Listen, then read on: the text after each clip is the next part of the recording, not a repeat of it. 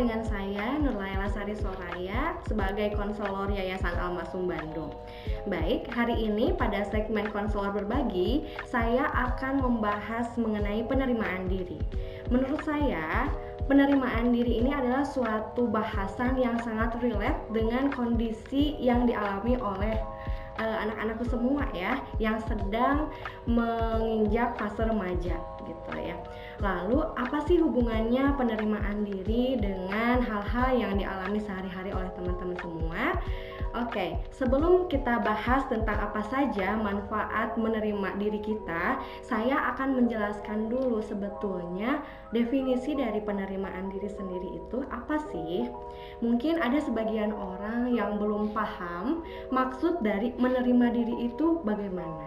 Menurut ahli bernama Harlock, seseorang yang bisa dibilang memiliki pemahaman diri atau mampu menerima diri sendiri adalah ketika dia memiliki ruang pemahaman, ruang pengertian yang sangat besar untuk dirinya.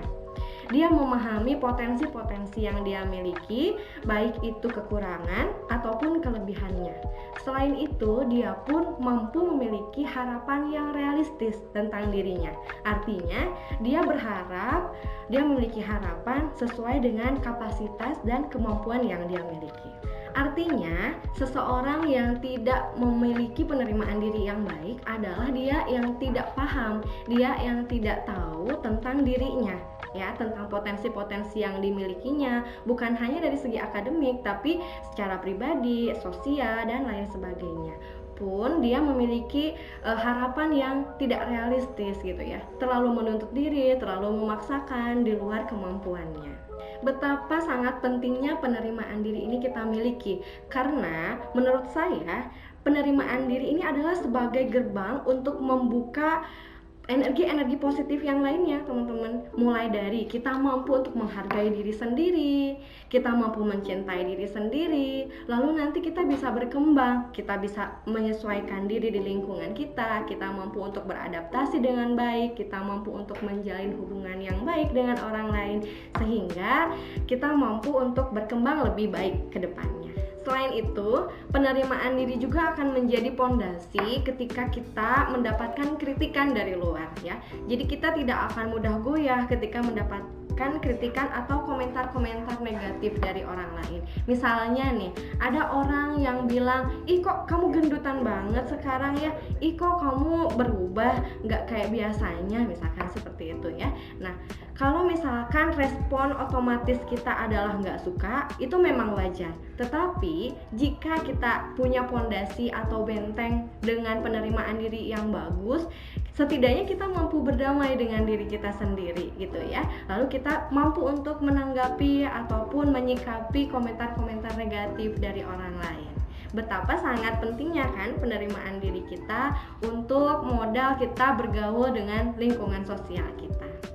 Bagi anak-anakku di sini yang sedang dalam fase remaja, materi penerimaan diri ini akan sangat berguna. Mengapa? Karena berdasarkan karakteristik perkembangannya, kalian kan sedang dalam fase mencari jati diri ya. Artinya kalian mulai menganalisis kondisi diri kalian secara fisik ataupun non fisik. Nah, saya membahas penerimaan diri ini supaya pada saat kalian mencari jati diri, kalian mempunyai modal untuk bisa menerima diri kalian apapun kondisinya, dan sehingga kedepannya akan berkembang lebih baik lagi. Lalu bagaimana sih caranya supaya kita memiliki penerimaan diri yang baik? Oke, pertama kita harus memperluas ruang pengetahuan atau pemahaman tentang diri kita. Kita coba deh sering-sering self talk ya, berbicara dengan diri kita sendiri. Sebetulnya kita itu memiliki kelebihan apa saja, kekurangan apa saja, lalu kita memiliki potensi di bidang apa saja, pengalaman-pengalaman apa saja sih yang kita miliki, pengalaman positif apa saja, pengalaman negatif apa saja. Nah, itu harus kita ketahui. Karena sebelum kita memahami diri kita, modal dasarnya adalah kita dengan penuh kesadaran mengetahui terlebih dahulu tentang apapun yang terkait dengan diri kita. Yang kedua, kita harus melatih pikiran kita untuk selalu berpikir positif.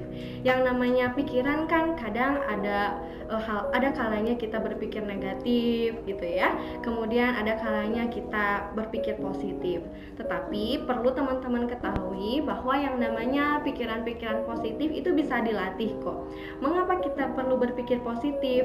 Karena yang namanya pengaruh dari luar, pengaruh-pengaruh negatif itu pasti selalu ada. Jangankan dari luar, kebanyakan kita juga sering memberikan pengaruh negatif untuk diri kita dari pikiran-pikiran negatif yang kita miliki setiap harinya. Seperti itu. Apa saja sih pikiran positif yang perlu dilatih? Pertama, kita harus berpikir bahwa tidak ada kesempurnaan di dunia ini, gitu ya. Tidak ada kesempurnaan, tidak ada orang yang tidak memiliki kekurangan.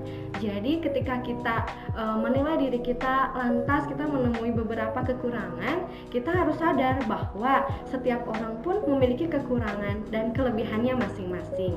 Kemudian tidak ada orang yang mungkin akan keberatan dengan hadirnya kita gitu ya. Tidak ada orang yang sangat terganggu dengan kekurangan yang kita punya. Jadi kita harus berpikir positif. Mungkin hanya pikiran negatif kita saja yang membatasi kita untuk bisa berkembang dan menyesuaikan diri lebih baik. Selanjutnya, yang terakhir adalah kita harus gencar mencari support system. Apa sih yang dimaksud dengan support system? Support system adalah dukungan sosial yang bisa kita dapatkan entah itu dari kerabat atau keluarga kita atau misalkan dari teman-teman kita ya. Mengapa kita perlu untuk mencari social support? Karena yang namanya kondisi psikologis setiap orang itu pasti tidak akan sama ya. Ada kalanya kita merasa down, juga ada kalanya kita merasa baik-baik saja. Jadi kita memiliki social support itu tujuannya adalah supaya pada saat kita sedang down ada orang yang menguatkan kita, sehingga nanti itu akan menjadi kekuatan untuk kita up lagi, move on, move up, dan menjadi orang yang lebih baik lagi. Penerimaan diri tidak mengajarkan kita untuk tidak berkembang, untuk tidak berusaha. Tapi justru dengan penerimaan diri, usaha yang kita lakukan sehari-hari itu akan didasarkan pada energi positif, sehingga hasilnya pun akan optimal ya. Misalnya, Ibu akan hadirkan ya suatu contoh kasus. Misalnya ada seseorang yang merasa dia itu sangat gendut dan tidak memiliki tubuh yang ideal.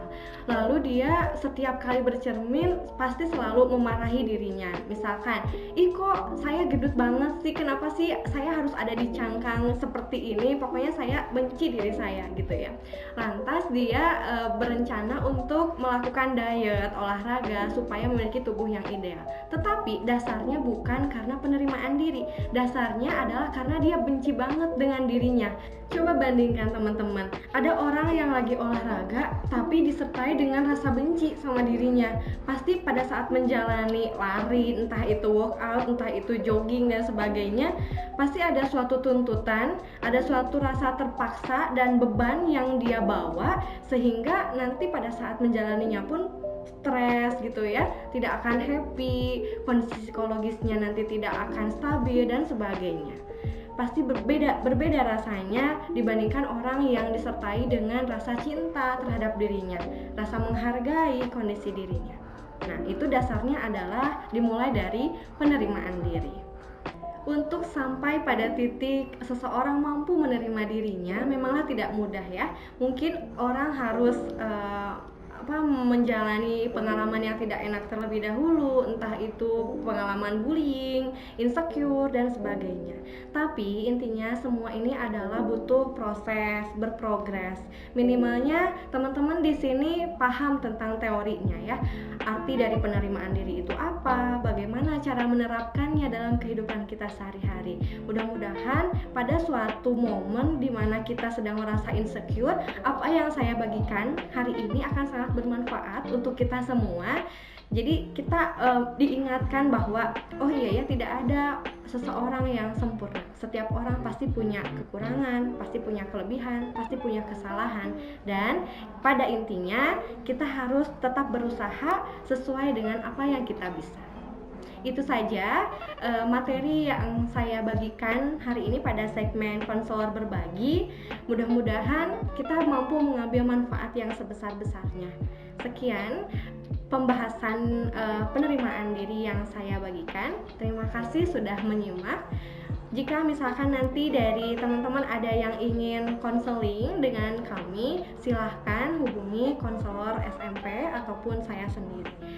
Sekian dari saya. Assalamualaikum warahmatullahi wabarakatuh.